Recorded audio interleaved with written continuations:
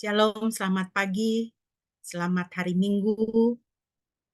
Puji Tuhan, pada pagi hari ini adalah hari yang indah, hari yang luar biasa. Pada pagi hari ini kita memperingati hari di mana Roh Kudus dicurahkan. Hari ini puji-pujian kita akan kita naikkan dalam beberapa bahasa suku sebagai satu peringatan, sebagai satu perayaan akan dicurahkannya Roh Kudus. Karena dengan pencurahan Roh Kudus, gereja kemudian berdiri, Injil disebarluaskan, gereja berdiri sampai ke Nusantara. Seperti yang diamanatkan Tuhan kepada para murid, bahwa Injil diberitakan mulai dari Yerusalem sampai ke ujung-ujung bumi. Kita mengucap syukur atas hal itu. Baiklah Bapak Ibu yang dikasihi Tuhan, mari kita memulai ibadah kita pada pagi hari ini dengan menaikkan pujian Gusti Yesus.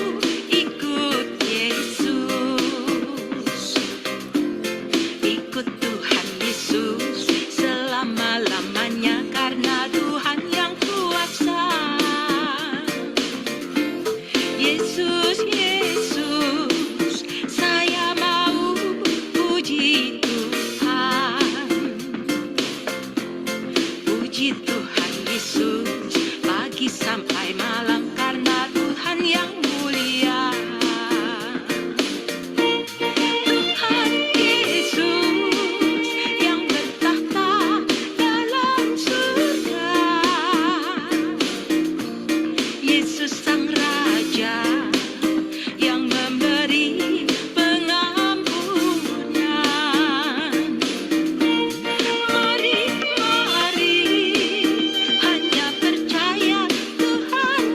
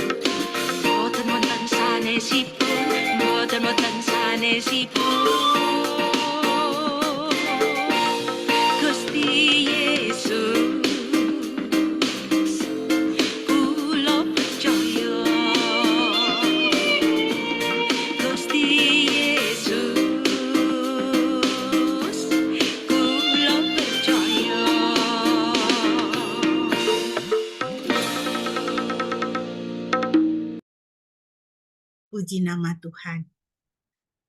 Kita akan mentabiskan ibadah kita yang akan dipimpin oleh Bapak Pendeta.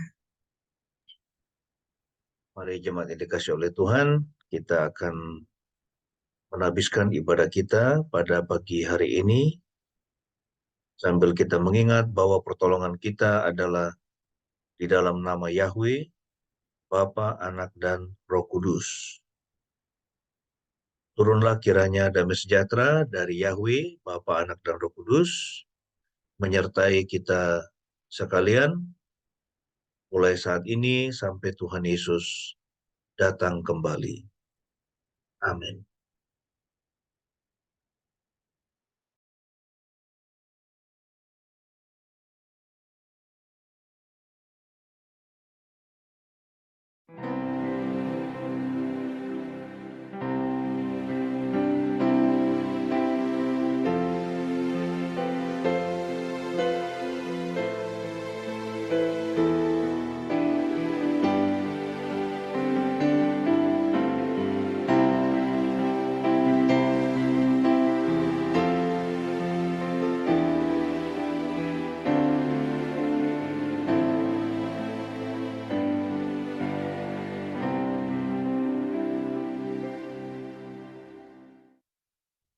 Puji nama Tuhan.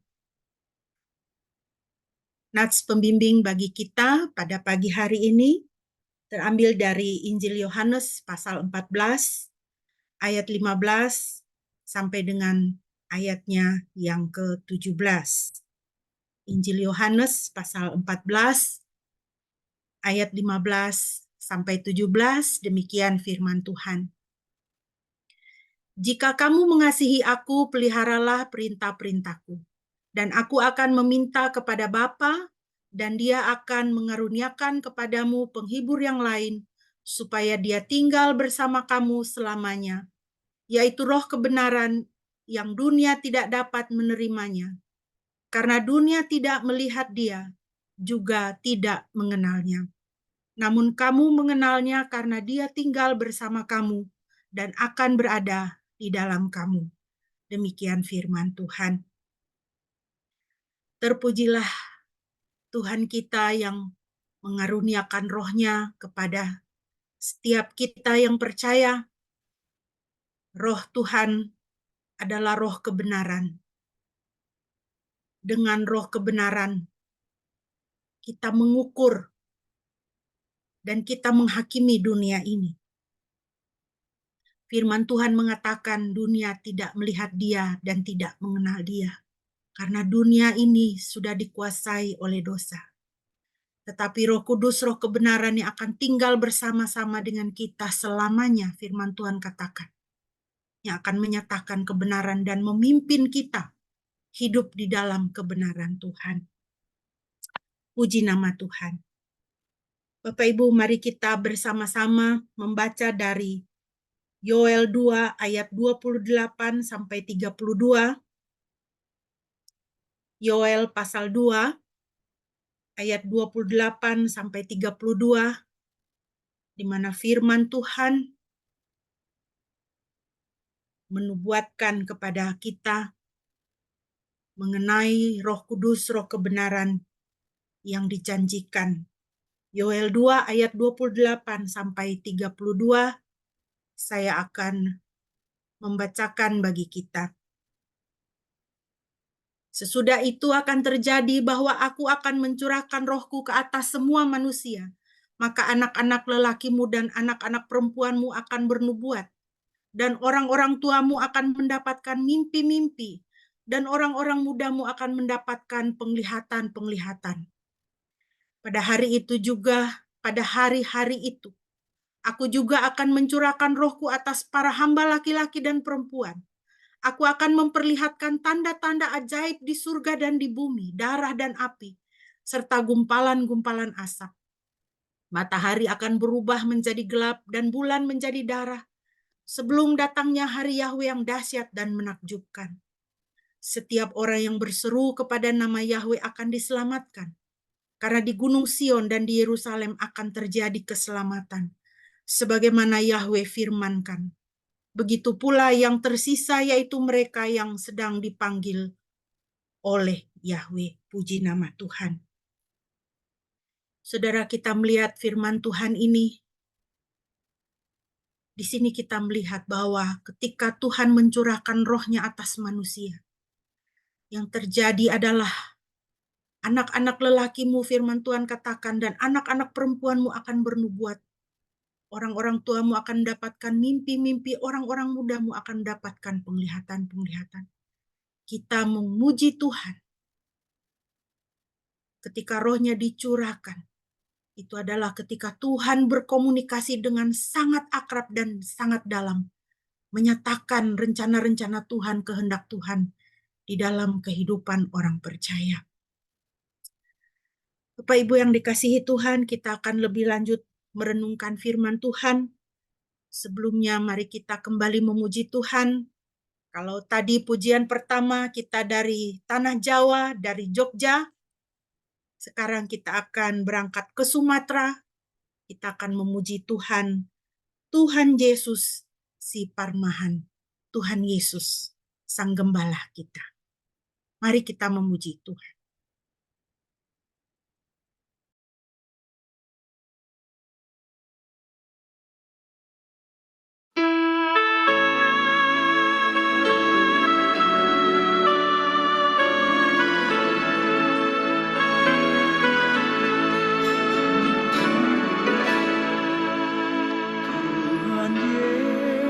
Si Parmahan, au biru biru nado, Jesus God di horohaku, saihu toroku ho, saihu tonoku ho, saihu tonoku ho. Jesus go di horohaku, saihu toroku ho. Jupamasa sori mago, tumpang apul hogogo, ia bogas mihuida, saihu toroku ho, saihu toroku ho, saihu toroku ho, ia bogas mihuida, saihu toroku ho.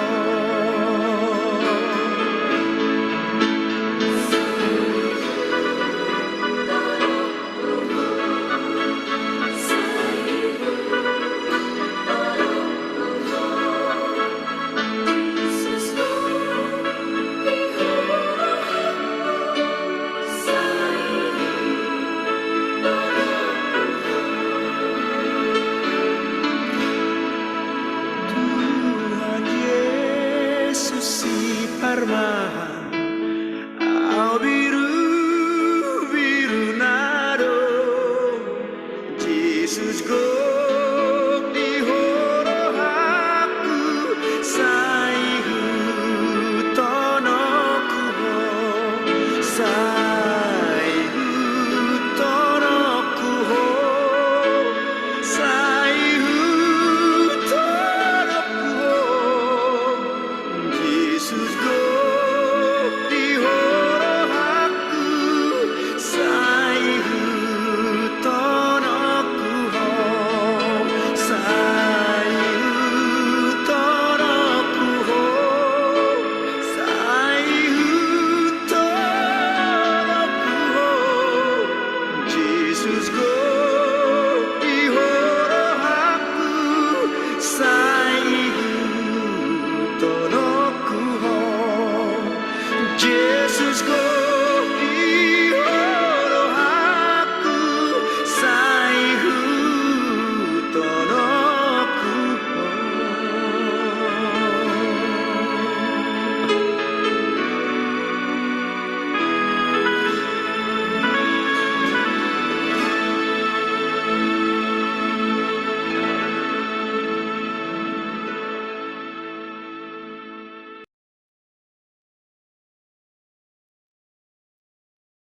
Mari kita berdoa sebelum kita membaca dan merenungkan firman Tuhan.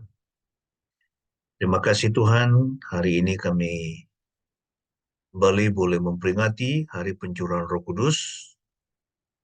Roh Tuhan sendiri dicurahkan, diberikan kepada setiap orang percaya yang melahirkan mereka kembali menjadi anak-anak Elohim dan juga sebagai jaminan bahwa keselamatan, penebusan dosa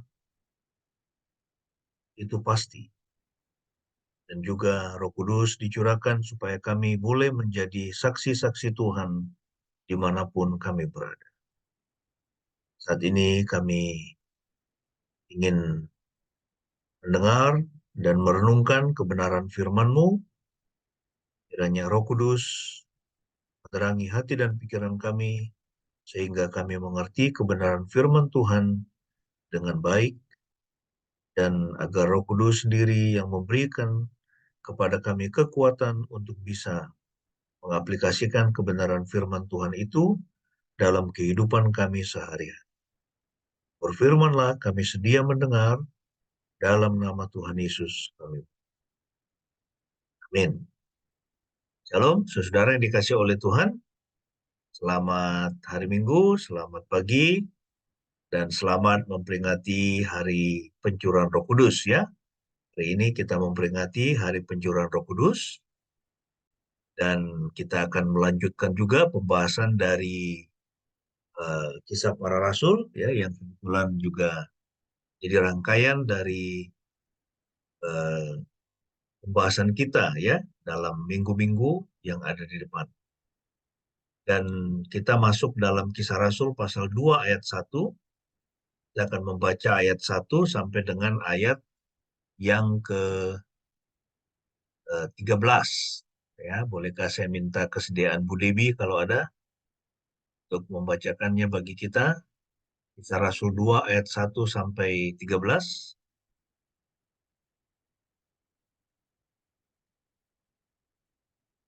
Kisah Rasul 2 ayat 1. Ketika hari Pentakosta tiba, mereka semua berkumpul bersama-sama di satu tempat.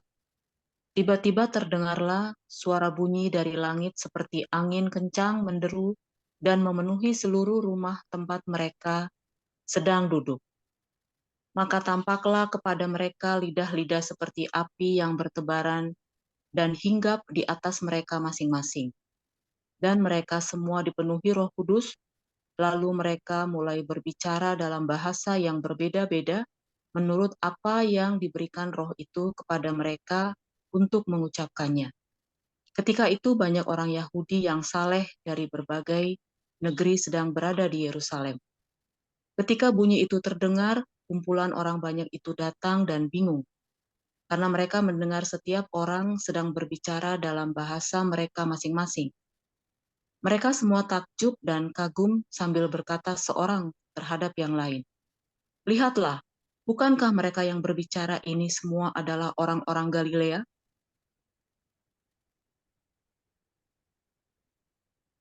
Berikutnya,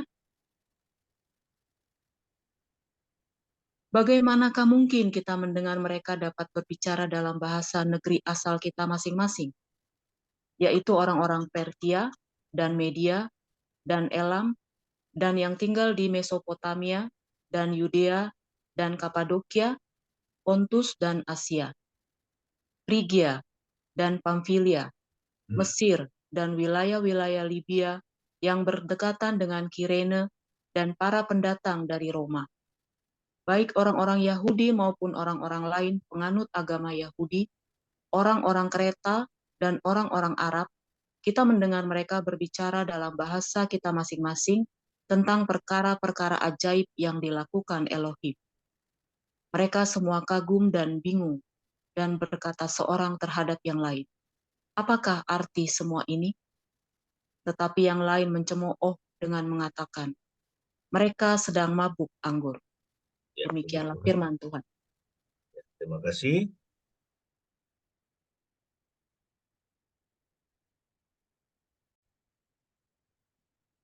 Pagi ini topik kita makna dari Pentakosta.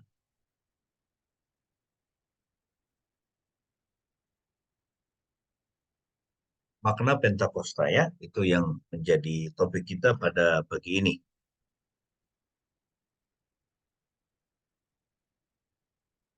Kalau kita melihat Kisah Rasul pasal 2 ya, yang tadi kita sudah baca, itu harus ditafsirkan ya berdasarkan Kisah Rasul 1 ayat 4 sampai 8, di mana Tuhan Yesus yang telah bangkit memerintahkan para murid untuk menunggu di Yerusalem untuk menerima janji Bapa yaitu Roh Kudus.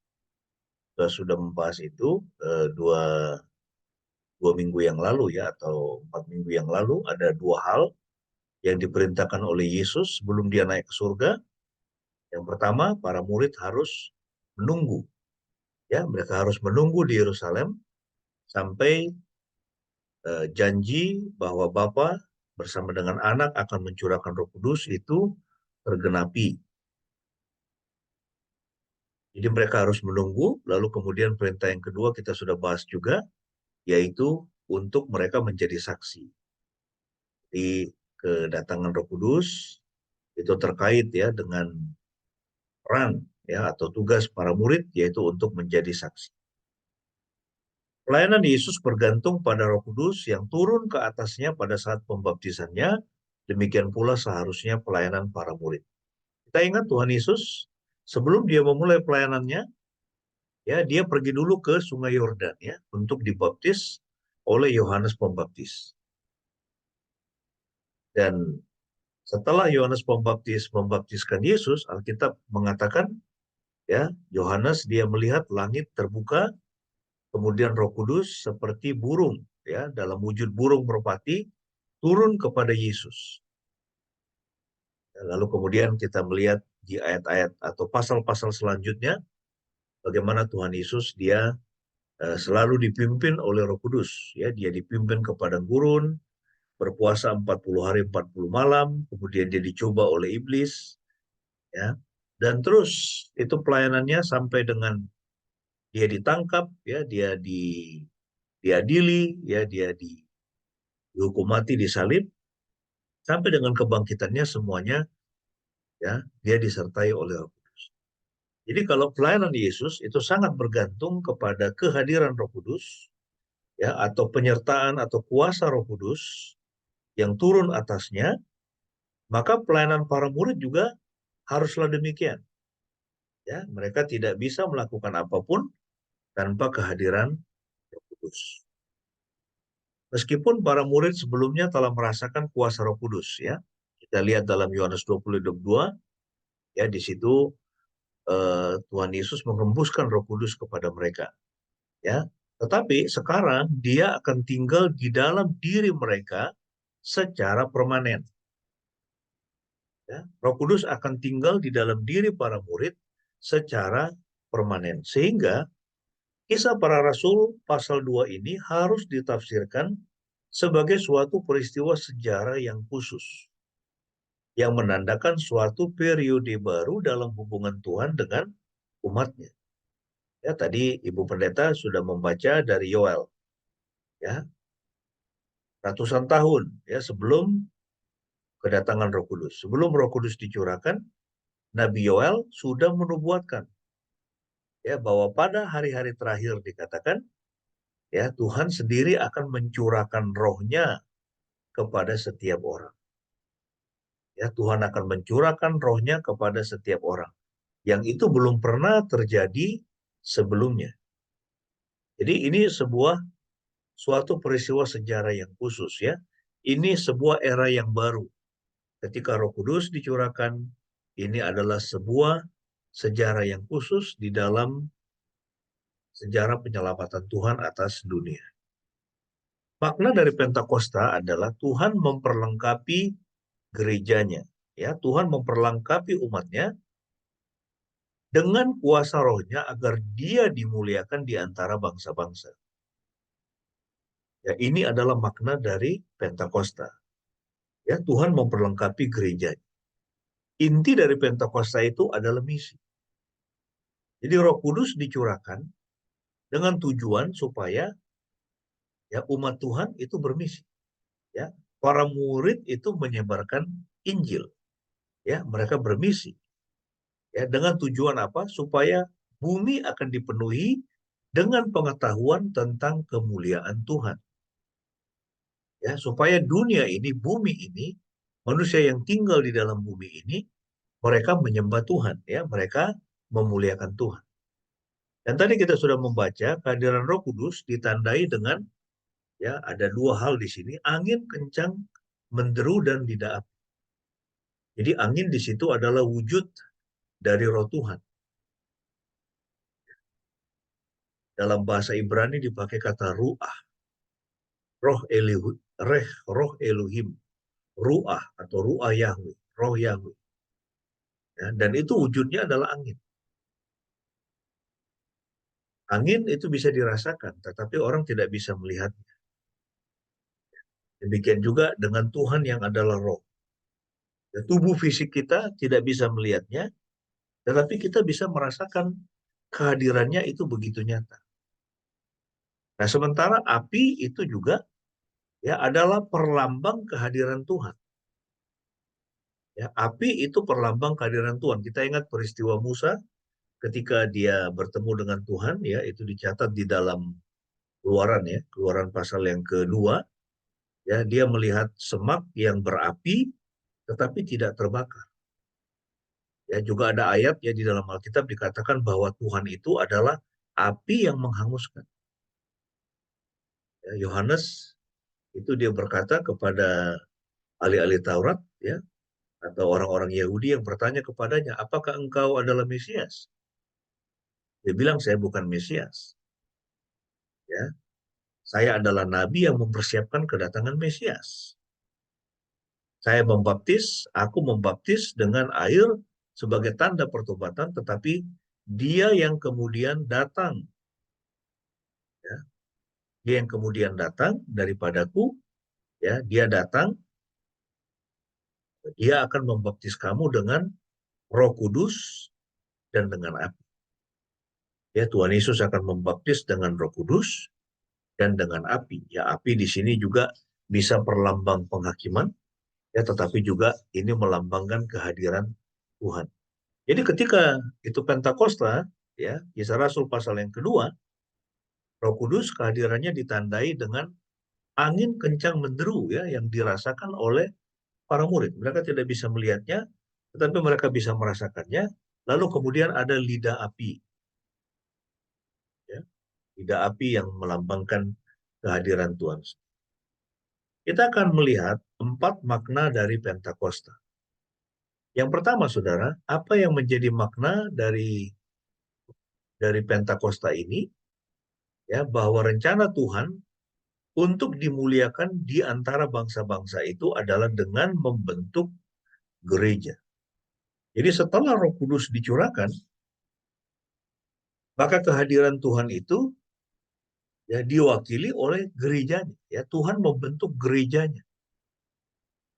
Ya, gereja itu eklesia, ya, dari kata Yunani eklesia itu artinya dipanggil keluar. Ya, gereja itu adalah orang-orang yang dipanggil keluar dari kegelapan, ya, menjadi milik Tuhan. Jadi Pentakosta itu adalah rencana Tuhan untuk dimuliakan di antara bangsa-bangsa dengan cara bagaimana? Dengan cara membentuk gerejanya. Makanya nanti kemudian kita akan melihat, ya, 2 minggu lagi kita akan membahas, ya, Petrus dia berkhotbah, lalu kemudian ada 3.000 orang memberi diri dibaptis. Dan dimulailah gereja Tuhan. Dimulailah era gereja. Orang-orang yang dipanggil keluar menjadi milik Tuhan. Untuk memahami peristiwa ini, kita harus memahami hari raya Pentakosta Yahudi. Ya, bukan suatu kebetulan bahwa Tuhan mencurahkan rohnya kepada para murid pada hari itu. Dalam tradisi Yahudi ada 3 hari raya besar, ya, setiap tahun, yaitu Paskah, itu terjadi di musim semi. Ya, Paskah itu atau Passover melewati, merayakan pembebasan Israel dari Mesir. Kemudian Paskah itu diikuti dengan hari raya roti tidak beragi. Ya, hari raya roti tidak beragi. Mereka makan roti yang tidak beragi, itu melambangkan mereka bebas dari dosa, atau dibebaskan dari dosa, atau mengalami pengampunan Tuhan. Lalu kemudian Pentakosta, ya. Pentakosta disebut juga hari raya Minggu yang terjadi 50 hari, ya, atau 7 minggu setelah Paskah dan ya itu tabernakel, ya, di musim gugur. Pentakosta adalah hari raya panen awal di mana orang-orang Yahudi mempersembahkan kepada Tuhan buah pertama dari biji-bijian yang baru. Di antara ritual lainnya mereka harus melambaikan 2 potong roti gandum yang terbuat dari ragi di hadapan Tuhan. Jadi hari raya Pentakosta ini terjadi 50 hari, ya, itu setelah Paskah. Ya, 50 hari, ya, setelah penyaliban dan kebangkitan Tuhan Yesus. Itulah Pentakosta, ya, hari yang ke-50. Gambaran ini digenapi dengan pencurahan Roh Kudus pada hari Pentakosta. Ya. Sekarang Tuhan membentuk tubuh Kristus atau gereja yang terdiri dari orang-orang Yahudi dan bukan Yahudi dengan kedudukan yang setara. Ya, kalau sebelumnya yang dikatakan umat pilihan itu hanyalah orang-orang Yahudi, ya, yang adalah keturunan Abraham, yaitu secara genetik, ya. Tetapi sekarang, ya, semua yang menjadi tubuh Kristus, yang menjadi umat pilihan itu orang-orang Yahudi dan orang-orang bukan Yahudi, dan mereka memiliki kedudukan yang setara di hadapan Tuhan. Kita mesti ingat bahwa tujuan kita sebagai gereja Tuhan bukanlah untuk berfokus pada diri kita sendiri dan kebahagiaan kita sendiri, ya.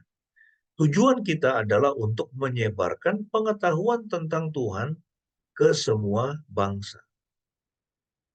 Tujuan kita sebagai gereja bukan untuk, ya, fokus pada diri kita atau kebahagiaan kita. Ya, tujuan Tuhan menciptakan kita adalah untuk memuliakan Dia. Dengan cara bagaimana? Dengan cara menyebarkan pengetahuan tentang Tuhan ke semua bangsa. Ya, orang harus mengenal siapa Tuhan yang sejati sebelum dia dapat menyembah Tuhan yang sejati itu. Kalau mereka tidak kenal, bagaimana mereka bisa menyembah Tuhan yang sejati? Tapi bagaimana mereka bisa mengenal kalau tidak ada yang pergi? Kalau tidak ada yang pergi. Bagaimana bisa ada yang pergi kalau tidak ada yang diutus? Jadi ini penting sekali. Ya, misi itu sesuatu yang sangat penting, ya, di mana umat Tuhan mereka bertanggung jawab untuk menyebarkan pengetahuan tentang Tuhan ke semua bangsa. Itulah sebabnya mengapa Tuhan Yesus dia mengatakan, ya, kamu akan menerima kuasa kalau Roh Kudus turun atas kamu dan kamu akan menjadi saksiku. Ya, kamu harus menjadi saksiku di Yerusalem, di Yudea, di Samaria, sampai ke ujung-ujung bumi, sampai ke seluruh dunia. Kamu harus menjadi saksi Kristus, menjadi saksi Tuhan. Ini yang pertama, rencana Tuhan. Makna Pentakosta adalah bahwa melalui Pentakosta ini Tuhan memiliki rencana supaya Ia dimuliakan di antara bangsa-bangsa. Supaya Ia dimuliakan, supaya bangsa-bangsa mengenal Dia dan memuliakan Dia. Caranya bagaimana? Dengan membentuk gerejanya, ya, orang-orang percaya, orang-orang yang Dia panggil. Itu yang pertama. Kemudian yang kedua, makna dari Pentakosta itu adalah, ya, cakupan rencana Tuhan itu adalah seluruh bangsa. Cakupan rencana Tuhan itu adalah seluruh bangsa. Ya, itu tadi kita mulai lagunya dengan lagu rohani berbahasa Jawa, kemudian tadi ada lagu rohani berbahasa Batak. Jadi bukan hanya orang Yahudi, bukan hanya bangsa tertentu. Ya, Tuhan itu adalah Tuhan untuk semua orang. Itulah sebabnya Alkitab dimulai dengan kisah mengenai Adam dan Hawa, ya. Karena Adam dan Hawa itu adalah nenek moyang seluruh umat manusia. Kejadian 1 sampai kejadian yang keempat. Alkitab tidak dimulai dengan kejadian 12. Abraham, bagaimana Tuhan memanggil Abraham? Abraham nenek moyang orang beriman. Alkitab dimulai dengan kisah mengenai Adam dan Hawa. Kenapa? Karena inilah manusia pertama yang Tuhan ciptakan, dan mereka inilah Adam dan Hawa ini adalah nenek moyang seluruh umat manusia. Itu artinya bahwa Tuhan kita itu adalah Tuhan yang universal. Ya, dia Tuhan untuk semua orang. Orang Yahudi berpikir bahwa Tuhan itu atau Yahweh itu hanya milik mereka, hanya untuk mereka. Tidak. Tuhan itu untuk semua orang. Bahkan kalau kita lihat ketika bangsa Israel keluar dari Mesir, ya ada cukup banyak bangsa-bangsa lain yang ada yang tinggal di Mesir yang ikut dengan mereka. Ya, karena penyelamatan yang Tuhan lakukan, ya penebusan dosa yang Tuhan lakukan itu adalah untuk semua orang, bukan hanya untuk orang-orang tertentu saja. Ya. Inilah alasan mengapa Lukas menulis daftar panjang dari bangsa-bangsa. Ya, ini daftar yang agak membosankan. Ya, ketika itu para murid, ya itu atau para rasul, ya setelah mereka dipenuhi Roh Kudus, kemudian mereka berbicara. Ya, mereka tidak berbicara di dalam bahasa roh, tapi mereka berbicara dalam bahasa. Itu saya pikir itu mereka berbicara dalam, kalau nggak bahasa Ibrani, ya bahasa Yunani. Kemungkinan besar mereka berbicara dalam bahasa Ibrani atau bahasa Aram. Ya. Nah, tetapi mereka berbicara di dalam bahasa Arab atau bahasa Ibrani atau mungkin bahasa Yunani, tetapi yang mereka sampaikan itu didengar oleh orang-orang banyak, ya. Itu pada waktu itu Yerusalem sedang ya dipenuhi dengan para peziarah dari segala bangsa. Orang-orang Yahudi yang saleh dari segala bangsa, ya, orang-orang yang beragama Yahudi datang ke Yerusalem untuk merayakan Paskah. Itu mirip seperti saudara-saudara muslim kita, ya, yang saat ini mereka pergi ke Mekah untuk menunaikan ibadah haji. Dan pada waktu itu juga Yerusalem, ya, itu menjadi pusat peribadatan orang Israel, ya, orang-orang Yahudi, ya, dan dari seluruh dunia datang. Ya, kalau bulan ini itu orang ini penganut agama Buddha, ya, mereka akan, ya, ini banyak mereka akan datang ke Jawa Tengah, khususnya ke Borobudur, ya, untuk merayakan Waisak di situ. Nah, kita lihat ketika para rasul mereka berbicara, ya, mereka berbicara dalam bahasa ibunya mereka, tetapi didengar oleh orang-orang banyak, ya, dari berbagai wilayah itu. Mereka berbicara dalam bahasa negeri asal mereka masing-masing. Makanya mereka mengatakan, bagaimana mungkin kita mendengar mereka dapat berbicara dalam bahasa negeri asal kita masing-masing, yaitu orang-orang Partia dan Media dan Elam dan yang tinggal di Mesopotamia dan Yudea dan Kapadokia, Pontus dan Asia, Frigia dan Pamfilia, Mesir dan wilayah-wilayah Libya yang berdekatan dengan Kirene dan para pendatang dari Roma. Baik orang-orang Yahudi maupun orang-orang lain penganut agama Yahudi, orang-orang Kreta dan orang-orang Arab. Kita mendengar mereka berbicara dalam bahasa kita masing-masing. Ya, ini 2 kali, ya, itu ditekankan di situ. Bagaimana mungkin kita mendengar mereka dapat berbicara dalam bahasa negeri asal kita masing-masing? Ayat yang ke-8, ayat 11. Kita mendengar mereka berbicara dalam bahasa kita masing-masing tentang perkara-perkara ajaib yang dilakukan Elohim. Mereka mendengarnya dalam bahasa mereka. Bukan dalam bahasa yang tidak dimengerti, bukan dalam bahasa roh.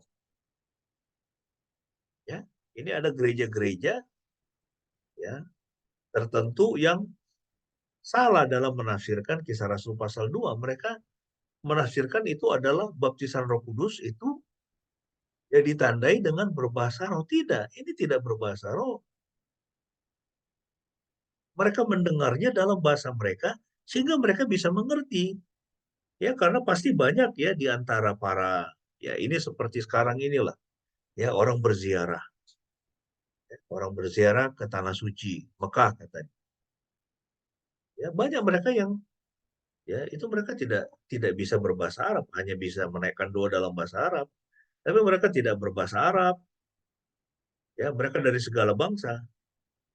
Ada dari Indonesia, ada dari Malaysia, ada dari Amerika, ya, ada dari Iran. Ya, mereka berbahasa Persia dari berbagai bahasa.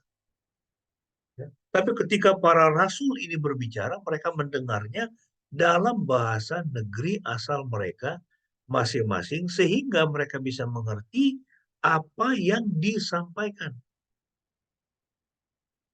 Kisah ini, saudara, mirip dengan kisah seorang pendeta, ya, namanya Gun Gun Supardi. Ya, sempat masuk itu di acara di TV, saya lupa acara apa itu. Urusi kalau nggak salah. Ya, dia mantan pelaut, dia sakit hati dengan eh, itu anak buah kapal, ya, itu satu kapal, eh, kalau saya tidak salah dia bekerja di kapal berbendera Panama begitu, atau sorry, itu berbendera Jerman, ya, tetapi saat di Panama itu dia sakit hati, dia bunuh itu satu isi kapal itu. Saya pernah bertemu dengan dia di BSD di Serpong. Itu pendeta Gun Gun Supardi. Dia ditangkap, dia diadili, dia dipenjara seumur hidup, dipenjara eh, itu di Panama, ya. Ya, seingat saya itu di Panama. Tapi rambutnya panjang, panjang sampai ke lantai. Tapi satu kali dia mengikuti kebaktian dan hamba Tuhan yang berkhotbah di antara para narapidana ini, dia berkhotbah dalam bahasa Spanyol. Tetapi dia mendengar pendeta itu berkhotbah, berbicara dalam bahasa Indonesia. Di situ dia bertobat. Dia bertobat, itu singkat cerita, itu bagaimana kisahnya. Ya, itu masih zaman Soeharto, lalu kemudian dia mendapat amnesti, dan dia dibebaskan, dan dia kembali ke Indonesia, dia menjadi hamba Tuhan. Jadi para murid ini atau rasul-rasul ini, mereka berbicara, ya, dalam bahasa ibu mereka, tetapi didengar oleh orang banyak. Mereka berbicara dalam bahasa mereka masing. Dan ini menjelaskan, ya, poin yang kedua, ya, bahwa rencana Tuhan itu adalah untuk seluruh bangsa. Keselamatan itu untuk seluruh bangsa, ya, bukan hanya orang Yahudi. Dan ini tentu berbeda dengan peristiwa Menara Babel, ya. Kita ingat itu Menara Babel ketika, ya, umat manusia pada waktu itu mereka merupakan satu bangsa, bahasanya satu, kemudian mereka membangun dikatakan menara yang sampai ke langit. Ya, sebetulnya tidak mungkin ada menara bisa sampai ke langit, ya, tetapi dari penemuan arkeologi, ya, ditemukan bahwa mereka mendirikan itu zigurat-zigurat, ya, itu adalah tempat pemujaan kepada dewa-dewa langit, ya, pusat penyembahan berhala. Jadi menara Babel itu adalah pusat penyembahan berhala, di mana manusia sebetulnya mereka melawan Tuhan. Ya, sehingga ayat yang ketujuh, Tuhan turun mengacaukan bahasa mereka, sehingga setiap orang tidak dapat mengerti bahasa sesamanya. Kemudian Yahweh mencerai-beraikan mereka ke seluruh muka bumi, dan mereka berhenti mendirikan kota itu. Ya, itulah sebabnya orang menyebut kota itu dengan nama Babel. Ya, karena di sana Yahweh telah mengacau balaukan bahasa seluruh bumi, dan dari sana Yahweh telah membuat mereka terpencar ke seluruh muka bumi. Ini awalnya, saudara, ya, bahasa itu menjadi banyak. Karena apa? Ini ternyata pada waktu itu manusia yang bersatu, ya, mereka bersatu untuk menentang Tuhan. Ya, bersatu untuk melawan Tuhan. Ya, Babel ini adalah perlambang dosa. Itu perlambang manusia yang berdosa, manusia yang menentang Tuhan. Dan bahasanya satu. Tetapi dengan bahasa yang satu itu, ya, mereka melawan Tuhan. Nah, sekarang ketika Pentakosta terjadi, Ya, manusia bahasanya masih banyak, tetapi mereka mendengar, mereka mengerti ya apa yang disampaikan oleh para rasul.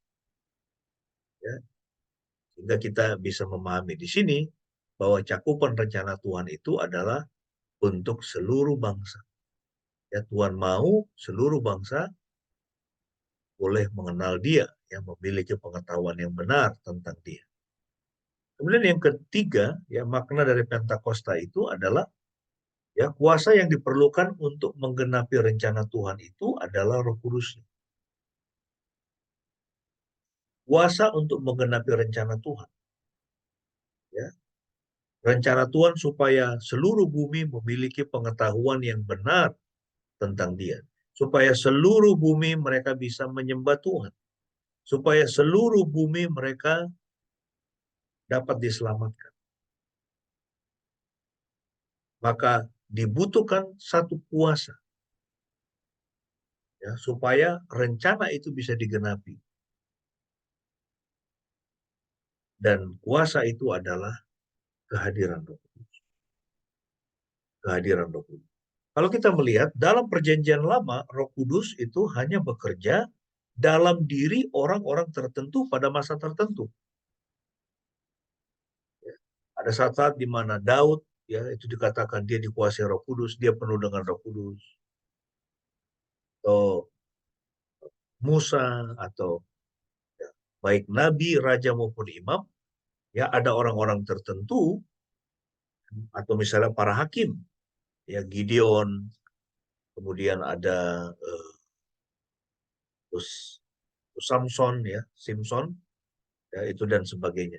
Jadi kita perhatikan bahwa di dalam perjanjian lama Roh Kudus itu hanya bekerja dalam diri orang-orang tertentu untuk melaksanakan ya kehendak Tuhan atau rencana Tuhan, misalnya pembebasan Israel ya dari para penindasnya, dan pada masa tertentu. Roh Kudus juga bahkan bisa bekerja dalam diri orang kafir. Ya, orang itu bukan orang percaya ya, misalnya Kores yang kemudian membuat dekret ya sehingga orang-orang Yehuda mereka kembali dari pembuangan ya di Babel. Dalam perjanjian baru, Roh Kudus bekerja dalam diri setiap orang percaya. Ya, dalam perjanjian baru, Roh Kudus bekerja dalam diri setiap orang percaya, dan hal itu akan terus berlangsung selama hidupnya.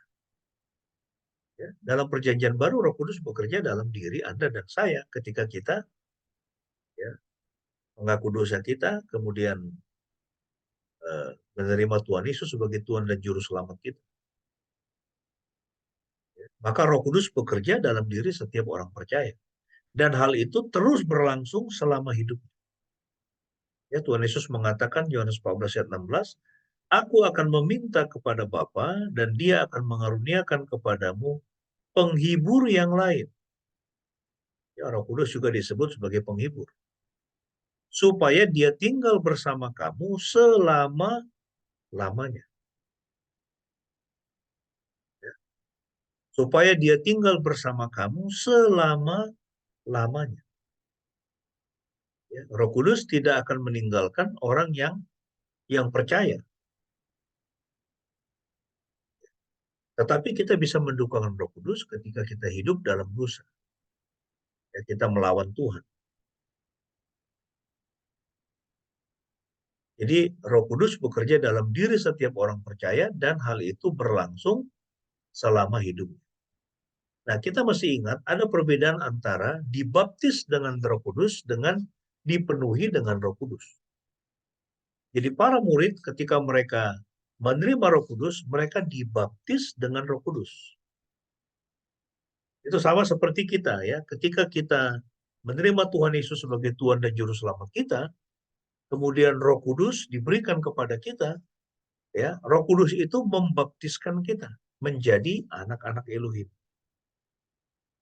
Jadi anak-anak Tuhan. Dan ini adalah pengalaman yang terjadi satu kali. Ya, dibaptis dengan Roh Kudus itu pengalaman satu kali. Tetapi dipenuhi Roh Kudus itu berbicara tentang kehidupan yang dipimpin terus-menerus oleh Roh Kudus, dan ini harus terjadi terus-menerus. Itulah sebabnya mengapa kita perlu berdoa, kita perlu membaca Alkitab, ya, kita perlu tanya Tuhan untuk setiap perencanaan yang kita lakukan. Ya, kita perlu membuka diri kita, ya, melalui doa, melalui pembacaan firman Tuhan, ya, supaya Roh Kudus terus-menerus memenuhi kita, sehingga kita terus berjalan sejalan dengan pimpinan Tuhan. Banyak orang sudah lahir baru. Itu selamat sih selamat. Tapi kenapa hidupnya kacau? Dia sudah jadi orang percaya. Dia sudah diselamatkan. Ya, dia sudah dibaptis dengan Roh Kudus. Tetapi hidupnya kacau. Mengapa? Karena dia tidak membiarkan dirinya untuk terus-menerus dipenuhi, ya, atau dipimpin dengan Roh Kudus. Dia berjalan menurut akalnya sendiri. Ya, dia tidak menyerahkan kehendaknya kepada Tuhan. Sehingga hidupnya kacau, masalahnya tidak pernah selesai. Ya, selamat sih selamat. Masuk surga sih masuk surga. Tetapi tidak mengalami hidup yang berkemenangan, hidup yang berkelimpahan selama dia menjalani kehidupan di bumi ini. Ya, padahal keselamatan itu kan bukan hanya nanti, bukan hanya waktu kita di surga. Ya, keselamatan itu juga waktu kita masih di bumi pun, ya, kita harus mengalami itu, ya, hidup yang diberkati dan hidup yang menjadi berkat. Ya, nah, jadi ini hal yang penting untuk kita ingat. Ya, kalau kita belum merasa bahwa kita belum dibaptis dengan Roh Kudus, kita perlu membuka hati kita untuk menerima Tuhan Yesus sebagai Tuhan dan Juru Selamat kita. Tapi kalau kita meyakini bahwa kita sudah dibaptis dengan Roh Kudus, tapi hidup kita ini penuh dengan masalah yang nggak selesai-selesai, ya, itu artinya bahwa hidup kita ini belum dipenuhi dengan Roh Kudus. Kita belum berjalan menurut pimpinan Roh Kudus, ya, karena kalau orang hidupnya dipenuhi dengan Roh Kudus, ya, pasti dia bisa menyelesaikan masalahnya. Ya, dia akan menjadi orang yang dewasa secara rohani. Ya, saat ini kita melihat ada banyak orang-orang Kristen, mereka tidak dewasa secara roh. Yang terakhir, ya, makna dari Pentakosta. Tujuan rencana Tuhan. Tadi kita sudah melihat bahwa rencana Tuhan adalah itu cakupannya seluruh bangsa. Nah, tujuannya adalah agar dia dimuliakan di antara bangsa-bangsa. Supaya bumi ini, ya, manusia yang ada di bumi ini memuliakan dia. Tuhan dimuliakan di antara bangsa-bangsa. Ya, pasal 2 ayat 11. Jadi katakan orang-orang Yahudi dari semua bangsa ini mendengar para murid berbicara tentang keperkasaan Elohim. Yang mereka berbicara tentang karya Tuhan. Dan karya Tuhan yang terbesar setelah penciptaan, maka karya Tuhan yang terbesar itu adalah recreation. Menciptakan ulang. Ya, melahirkan kita kembali karena apa? Karena dosa menyebabkan kematian. Dosa mengakibatkan manusia terpisah dengan Tuhan. Roh Kudus dicurahkan, diberikan untuk apa? Melahirkan kita kembali. Itulah karya Tuhan yang paling dahsyat. Dengan cara bagaimana?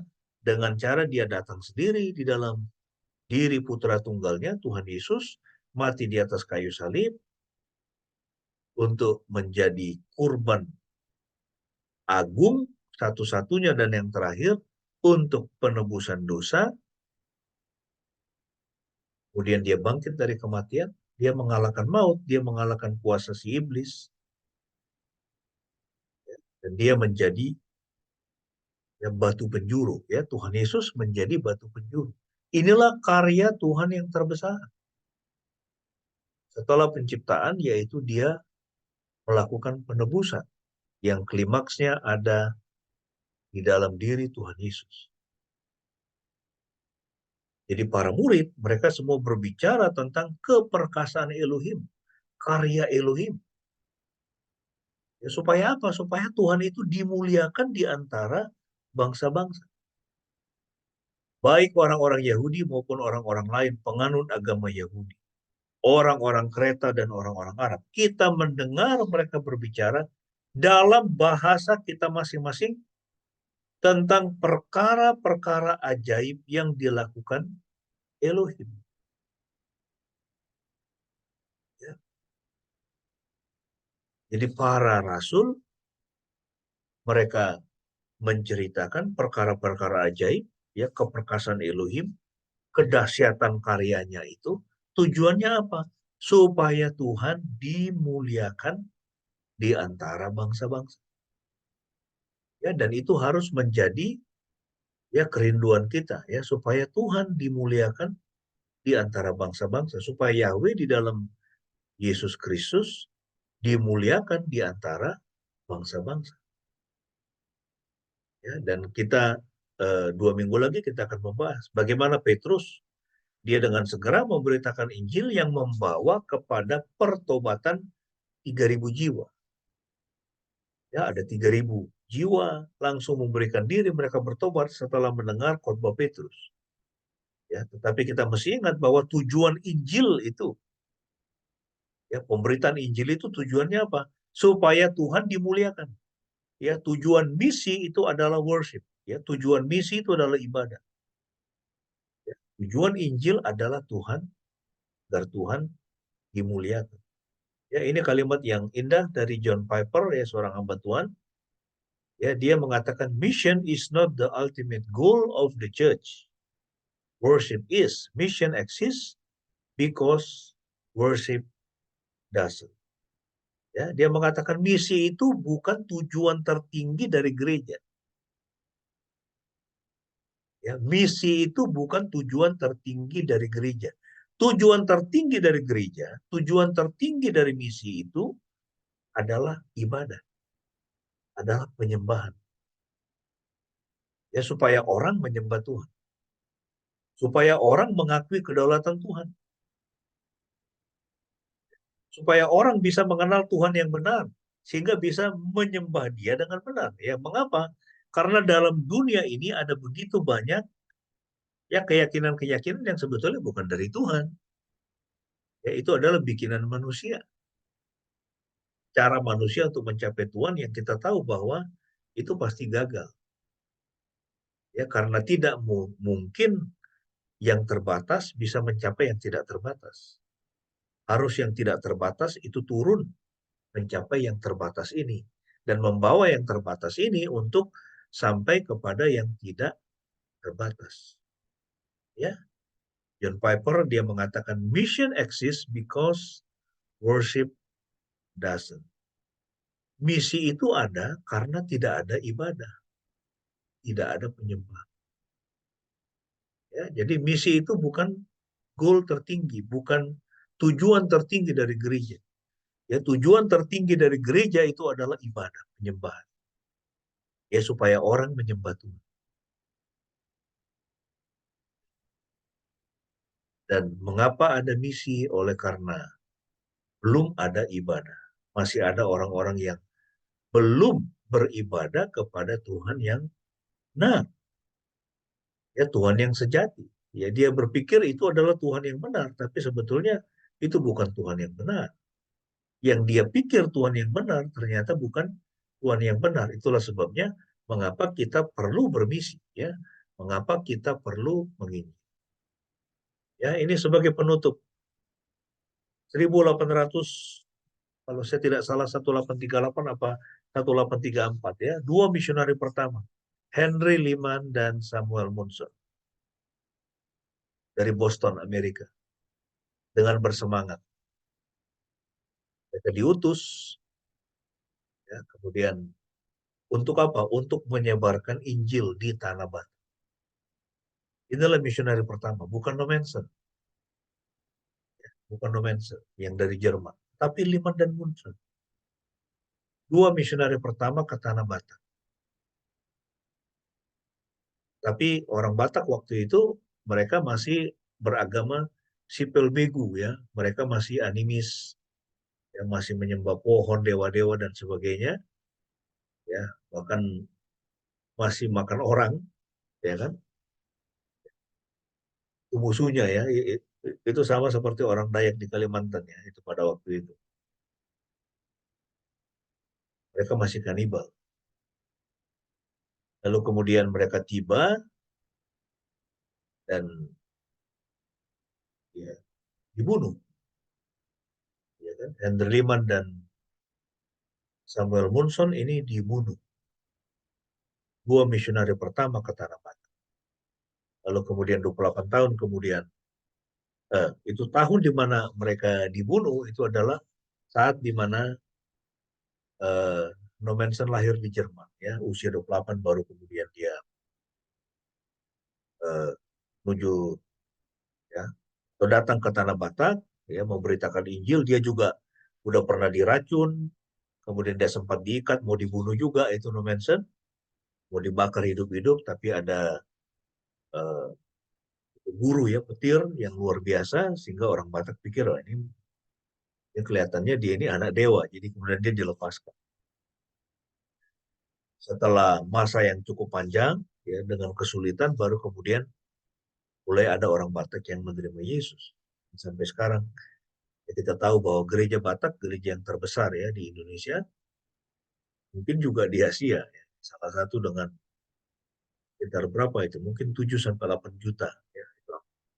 Nah, Henry Liman dan Samuel Munson, mereka misionari. Mereka dibunuh. Mereka berusaha memberitakan Injil, tapi mereka malah dibunuh oleh orang Batak. Nah, sekarang pertanyaannya, apakah ini sebuah tragedi? Saya pernah mengunjungi tempat ya, itu tepian sungai di mana kedua orang ini dibunuh.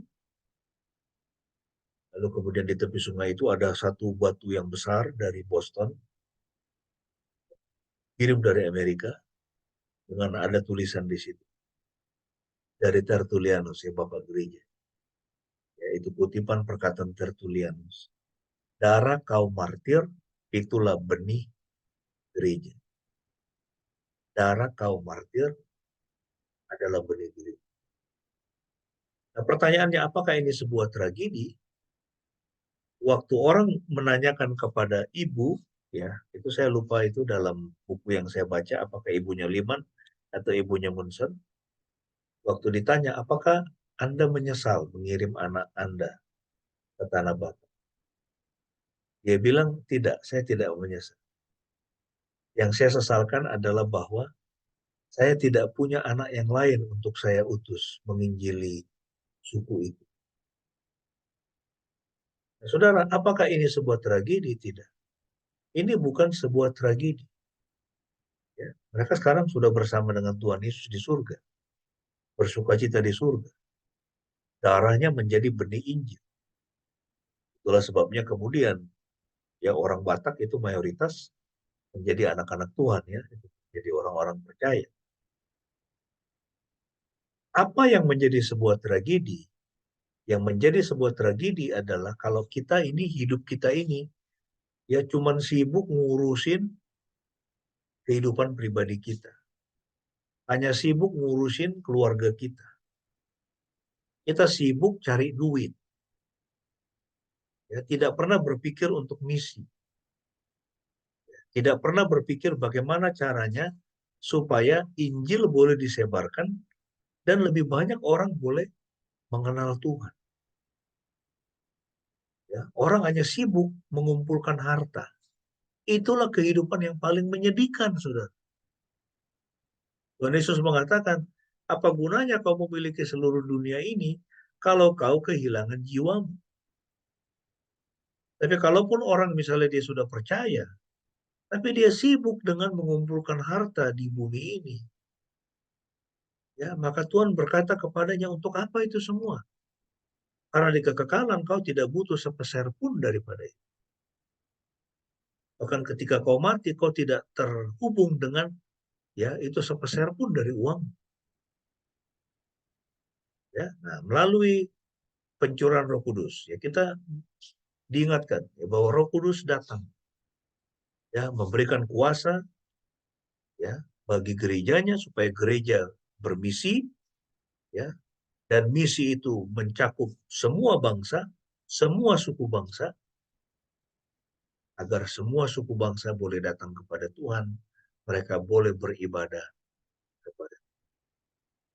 Kiranya kita semua diberikan semangat ya melalui pencurahan Roh Kudus. Kita ingat ya bahwa kita semua ini punya peran untuk memberitakan Injil kepada semua orang yang kita temui di jalan. Kiranya Tuhan Yesus memberkati, dan melalui firman ini kita semua menjadi orang-orang yang terlibat ya dalam misi. Karena Tuhan mau semua orang boleh beribadah kepada Tuhan yang sejati. Amin. Saya persilakan Ibu Pendeta bisa menutup kita di dalam doa sambil menaikkan. Mari Bapak Ibu yang dikasihi Tuhan, kita bersatu hati, kita berdoa. Bapak, terima kasih Tuhan untuk firman-Mu yang boleh kami renungkan pada pagi hari ini. Terima kasih untuk Roh Kudus-Mu yang telah Engkau curahkan bagi kami, menjadi penolong, pendamping yang senantiasa bersama dengan kami selamanya. Pimpinlah hidup kami ya Tuhan, supaya dalam kehidupan kami tidak mendukakan Roh Kudus, tetapi semakin hari kami boleh semakin hidup di bawah pimpinan Roh Kudus, menghasilkan buah roh dalam hidup kami untuk memuliakan nama Tuhan dan membawa jiwa kepada Tuhan. Ampunilah kesalahan, kelalaian, dan kegagalan kami sebagai orang percaya, dan perbaharuilah batin kami ya Tuhan. Perbaharuilah hidup kami Tuhan, karena hidup kami adalah milik Tuhan. Terima kasih Tuhan, kami terus berdoa untuk bangsa dan negara kami. Kiranya Tuhan berkenan senantiasa memberikan belas kasihan kepada bangsa dan negara kami, memulihkan kami Tuhan, dan biarlah hukum, kebenaran, keadilan, damai sejahtera, keamanan boleh terus memerintah atas bangsa kami. Berkati juga gereja-Mu ya Tuhan, supaya terus boleh menjadi pendoa syafaat bagi bangsa ini di hadapan-Mu. Boleh terus menjadi terang dan garam di tengah-tengah bangsa ini Tuhan. Bangsa dan negara yang kami kasihi. Berkati juga jemaat-Mu Tuhan di dalam seluruh kehidupan, pekerjaan, studi. Tuhan berkati. Berikanlah keberhasilan, berikanlah kecukupan kebutuhan kami Tuhan. Berikanlah kesehatan, sukacita, pengharapan, iman semakin dikuatkan dalam kehidupan kami. Terima kasih Bapa, kami sungguh mengucap syukur. Kami alaskan doa kami hanya di dalam nama Tuhan Yesus, Tuhan yang telah mengajarkan kami berdoa demikian. Bapa kami yang ada di surga, dikuduskanlah nama-Mu. Datanglah kerajaan-Mu, jadilah kehendak-Mu di bumi seperti di surga. Berikanlah kami pada hari ini makanan kami yang secukupnya, dan ampunilah kami akan kesalahan kami, seperti kami juga mengampuni orang yang bersalah kepada kami. Dan janganlah membawa kami ke dalam pencobaan, tetapi lepaskanlah kami daripada yang jahat, karena Engkau-lah yang mempunyai kerajaan dan kuasa dan kemuliaan sampai selama-lamanya. Amin.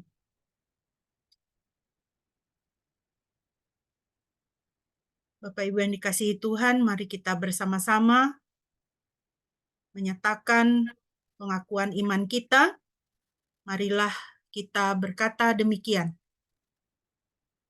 Aku percaya kepada Elohim, Bapa yang Maha Kuasa, Khalik langit dan bumi, dan kepada Yesus Kristus, anaknya yang tunggal Tuhan kita, yang dikandung dari Roh Kudus, lahir dari anak darah Maria, yang menderita sengsara di bawah pemerintahan Pontius Pilatus, disalibkan, mati, dan dikuburkan, turun ke dalam kerajaan maut. Pada hari yang ketiga bangkit pula dari antara orang mati, naik ke sorga, duduk di sebelah kanan Elohim, Bapa yang Maha Kuasa. Dan dari sana ia akan datang untuk menghakimi orang yang hidup dan yang mati. Aku percaya kepada Roh Kudus, gereja yang kudus dan persekutuan orang kudus, pengampunan dosa, kebangkitan tubuh, dan hidup yang kekal. Amin. Jemaat yang dikasihi Tuhan, tadi kita mengawali ibadah kita dengan puji-pujian dari Tanah Jawa, lalu kita telah beranjak ke Sumatera, ke Tanah Batak, untuk mengakhiri ibadah kita pada pagi hari ini.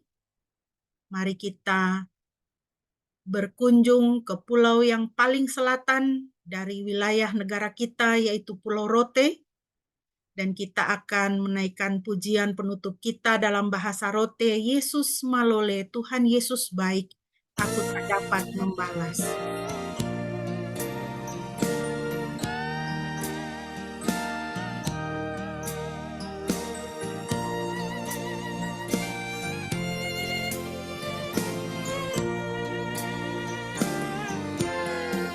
Yesus malole, malole, Dewa.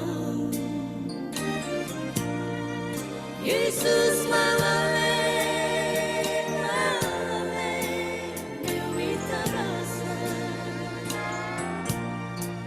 Kau tak bisa balas, Yesus, susule. Yesus malole, malole, Dewa. Yesus baik, baik, kuasa. Yesus baik, baik, kuasa. Ku tak dapat membalas kasih-Mu, Yesus. Yesus baik, baik, kuasa.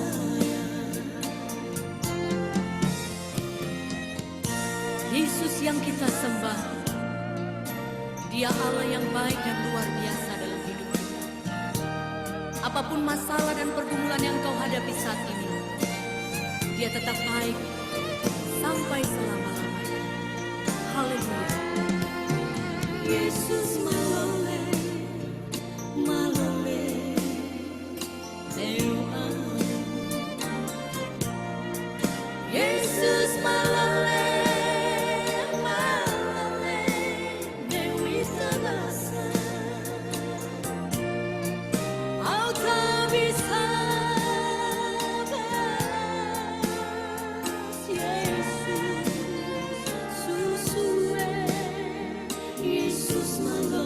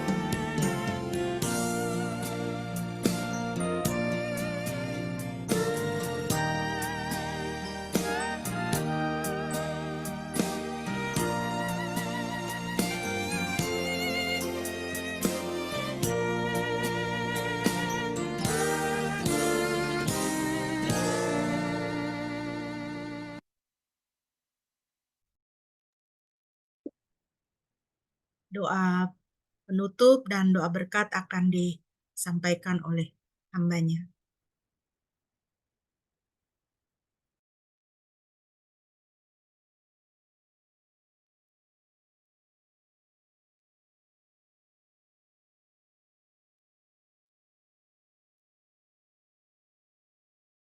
Mari jemaat yang dikasih oleh Tuhan, saya akan menyampaikan doa berkat ya dalam bahasa Ibrani.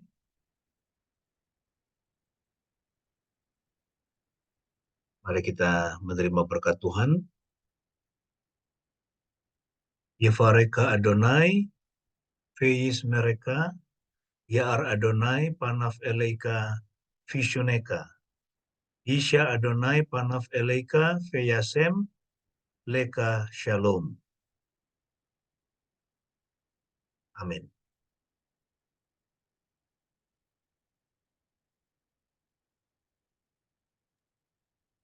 Pujilah Kalik semesta. Pujilah Halik semesta,